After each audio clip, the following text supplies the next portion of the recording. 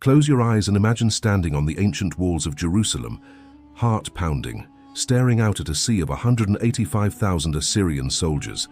Their campfires light up the night like a swarm of angry stars, their swords gleaming under the moon. You hear their war drums, their mocking shouts promising to destroy everything you love by morning.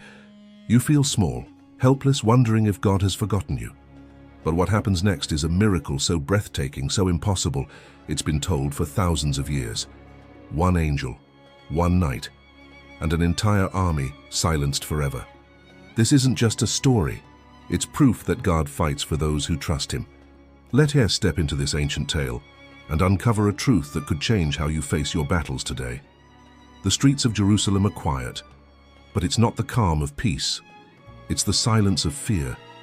The smell of olive oil and burning lamps lingers in the air as merchants pack up their stalls early, their eyes darting nervously to the city walls. Mothers hold their children closer, whispering prayers under their breath. Word spreads like wildfire. The Assyrians are coming. And in ancient times, that name alone was enough to make hearts stop. The Assyrian Empire wasn't just an enemy. They were a nightmare. Their armies crushed cities, tore down walls, and dragged survivors away with hooks through their noses, like animals led to slaughter. Standing on those walls, you can almost feel the ground tremble with the march of 185,000 soldiers, their war cries echoing in the distance. Can you imagine the terror?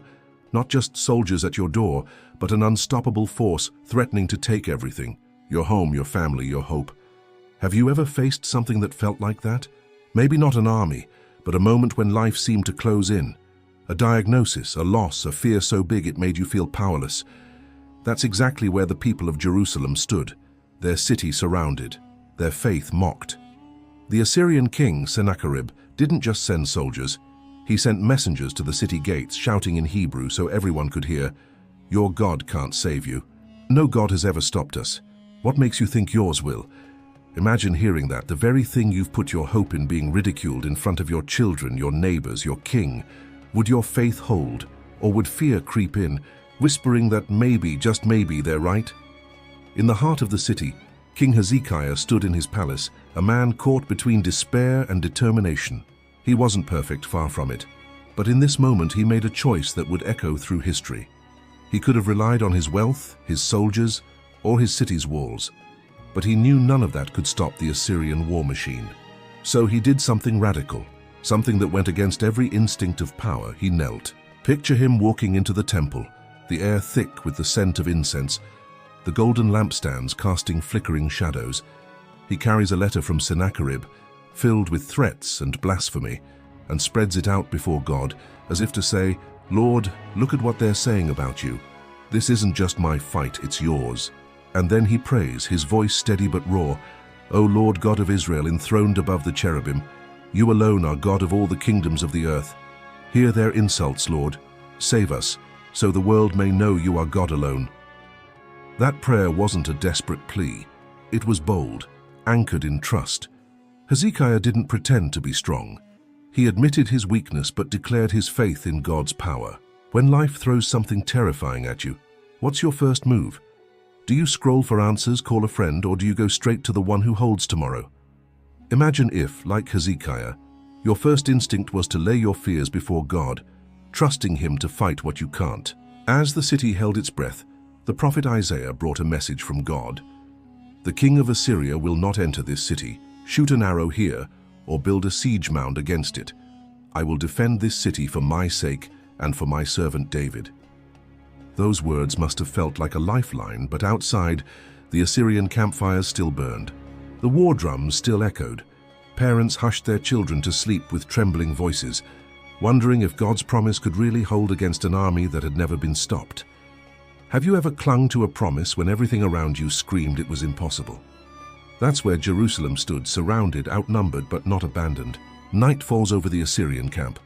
Soldiers sharpen their swords, laughing by the firelight, boasting about the spoils they'll take from Jerusalem. They're confident. Why wouldn't they be? They've crushed every city in their path, no god or king able to stand against them. Sennacherib, their fearsome leader, has built an empire on blood and pride, and Jerusalem is just another name on his list. But this city isn't defended by walls alone. It's guarded by the living God. And in the stillness of the night, something moves. The Bible tells it so simply, it almost feels understated. That night, the angel of the Lord went out and struck down 185,000 in the camp of the Assyrians. One angel, one night. No swords clashed, no arrows flew. Just quiet, unstoppable power. Can you picture the scene at dawn? The survivors waking to a chilling silence, their comrades 185,000 strong, lying lifeless under the rising sun. No wounds, no battle, just the hand of God. Sennacherib, the king who mocked God's power, gathers what's left of his army and flees. His pride shattered, his invincible empire humbled in a single night.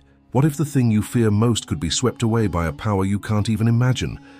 What if God is still moving in ways you can't see, fighting battles you can't fight? The people of Jerusalem wake to a miracle. They step onto the city walls, bracing for destruction, but instead see silence.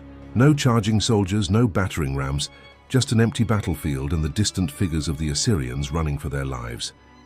Word spreads through the streets. The army is gone. God saved us. Imagine the tears, the prayers, the parents struggling to explain a miracle to their children. Hezekiah must have stood in the temple overwhelmed, realizing that all his plans, his alliances, his walls, none of it saved the city. Only God did. Have you ever had a moment like that when you realize the answer didn't come from your strength, but from something greater? It's humbling, isn't it, to know that sometimes salvation comes from beyond what we can control. This miracle wasn't just for Jerusalem. It was for the world to see. No one could claim it was their strength, their strategy. It was God alone. But here's the thing about miracles, they're easy to forget. When the crisis passes, when the danger fades, we slip back into routine, almost embarrassed by how desperate we were. Have you ever prayed for something impossible, seen it happen, and then let it fade into the background? It's so human, isn't it? But for Jerusalem, this wasn't a private blessing. It was a story etched into their history, told for generations. They didn't just talk about the angel, they praised the God who sent him. The God who didn't need an army, just his will. Now, let's turn to Sennacherib's end, because it's as chilling as the miracle is awe-inspiring. The king who mocked God returns to Nineveh, not in triumph, but in disgrace. His palace walls still boast of conquered cities, but there's no record of Jerusalem falling, no victory carved into the stone. The Bible tells us that one day, while Sennacherib worshipped his god Nisroch, his own son struck him down with a sword. The man who thought himself untouchable, who laughed at the God of Israel, died on his knees before a lifeless idol, betrayed by his own children. It's a stark reminder. Pride builds empires, but it also destroys them. The higher we lift ourselves, the harder we fall. What about us? We may not lead armies or rule kingdoms, but we face battles every day. Fears about our future, our health, our families. And pride whispers the same lie it told Sennacherib. You've got this. You don't need help. But there's a better way, a humbler way. Hezekiah's way. To do all you can, then kneel and say, Lord, this is bigger than me, I trust you. It feels weak, but it's where true strength begins. What battle are you fighting right now? Are you trying to face it alone, or are you ready to trust God to step in? This story isn't just about an ancient king or a long-gone army. It's about you. It's about the moments you feel surrounded, when life feels like an Assyrian army at your gates. Hezekiah wasn't perfect. He doubted, he feared, but he chose to trust. And because he did, a city woke up to a miracle. The God who sent one angel to save Jerusalem is still writing stories of hope and rescue today. He doesn't always change the size of your enemies, but he changes who you trust to fight them. So what's the enemy at your gates? Maybe it's a fear that keeps you up at night, a struggle no one else sees. Will you fight it in your own strength, or will you spread it before God, like Hezekiah did? The choice is yours, but the God who defended Jerusalem is still listening, still moving, still fighting for those who trust him. And maybe, just maybe, your miracle is one night away.